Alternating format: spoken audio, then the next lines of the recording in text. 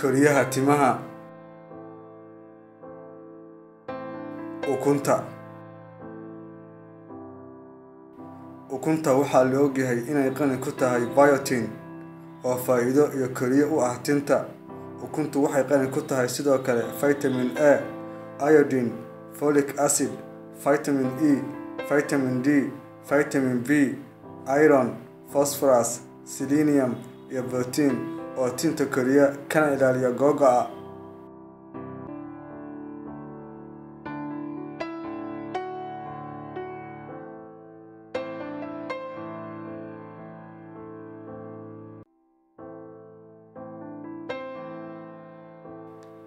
Kalluunka salmon.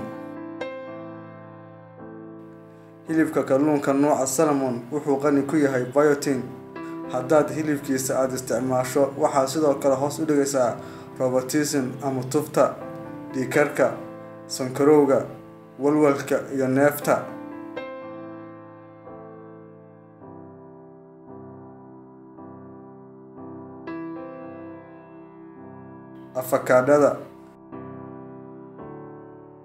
Afakaadhada ayaa sidoo kale waxaa dhex qooshan biotin ee korisa timaha, istaajisana daadashada timaha.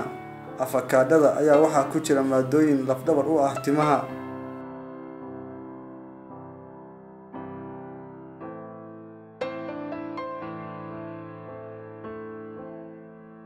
Noocyada digirta. Noocyada kala duwan ee digirta waa ilo muhiim ah ee biotin, gaar ahaan digirta cagaaran. Digirta waxaa ku jira 40 microgram oo biotin ah markay qoyan tahay oo ay soo go'do.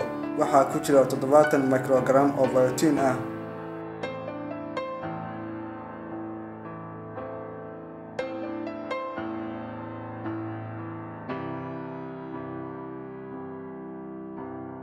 Lowska.